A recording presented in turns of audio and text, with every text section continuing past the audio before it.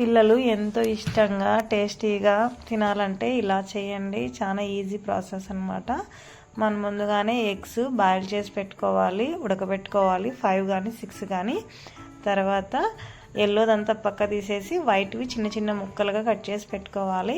ఇప్పుడు ఒక కడాయి తీసుకొని దాంట్లో కొంచెం ఆయిల్, పోపు దినుసులు, ఆనియన్స్ 2-3 కట్ చేసుకొని వేయాలి. తర్వాత మిర్చి 2 మిర్చి వేయాలి. పిల్లలు ఎక్కువ స్పైసీ తినేది అట్లుంటే ఎక్కువ వేసుకోండి. తర్వాత కొంచెం కరివేపాకు వేసి బాగా ఫ్రై చేయాలి. ఎందుకంటే మనం ఎల్లో వేస్తే పిల్లలు అంతగా తినరు. ఇలా వైట్ది చేసి చూడండి, చాలా టేస్టీగా ఉంటుంది అన్నమాట. ఇప్పుడైతే కొంచెం పసుపు వేయండి. మీకు ఇలా చేశారనుకో పిల్లలు ఒక్కసారిగానే అడుగుతారు. కొంచెం పసుపు వేసి బాగా ఫ్రై చేయండి. ఎందుకంటే ఎల్లో వేస్తే స్మెల్ వస్తుంది, ఫ్యాట్ ఎక్కువ అని పెద్దలు కానీ ఎక్కువ తినరు. ఇలా చేసి చూడండి, రోటీలేకి చపాతీలేకి చాలా బాగుంటుంది. ఇప్పుడైతే కొంచెం పసుపు వేసాం కదా, తర్వాత కొంచెం సాల్ట్ కూడా వేసేయండి.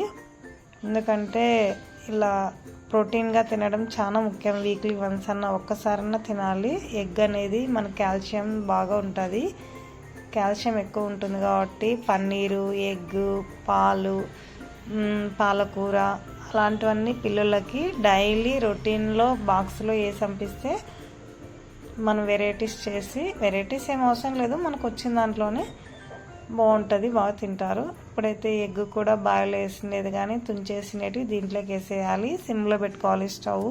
కొంచెం ఆయిల్ తక్కువ వేసుకోండి, ఆయిల్ తక్కువ ఉండడం చాలా బెస్ట్ అనమాట. తర్వాత కొంచెం మిర్చి పౌడర్ అనమాట 2 స్పూన్స్.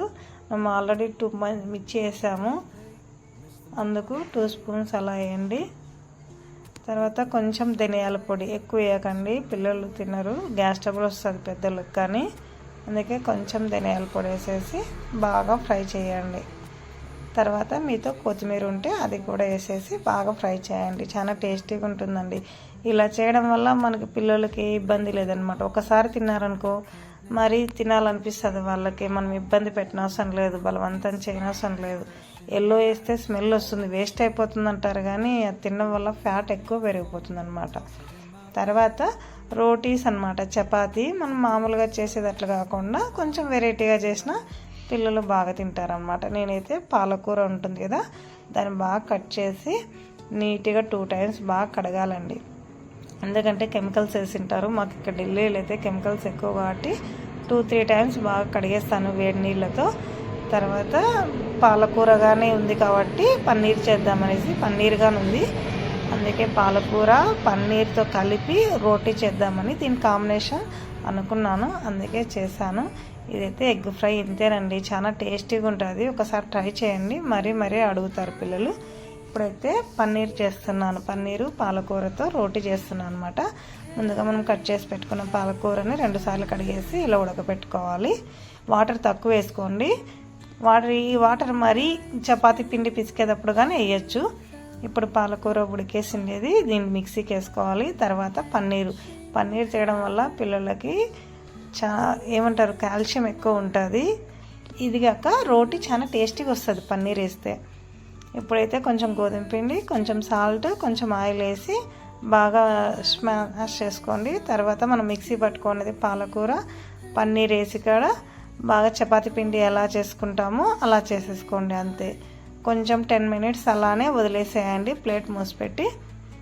చాలా మెత్తగా ఉంటాయండి, పన్నీర్ వేస్తాం కాబట్టి చపాతీ పౌడర్లోకి చాలా టేస్టీగా ఉంటుంది.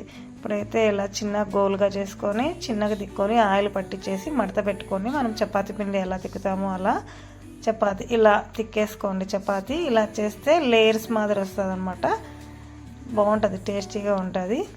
ఒకసారి ట్రై చేయండి మీరు కూడా. నేనైతే పాలకూర ఒక్కటే వేసి చేస్తా అంటే కానీ ఈసారి పన్నీర్ ఉంటే ఇంట్లో పన్నీర్ కానీ వేసాను.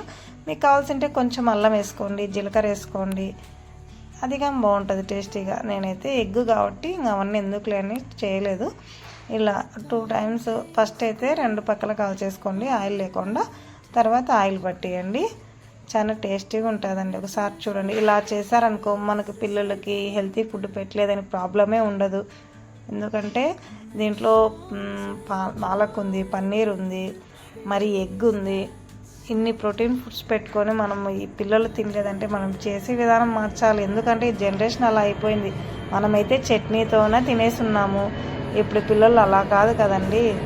వాళ్ళ హెల్త్ బాగుండడమే మనకి చాలా ముఖ్యం అన్నమాట.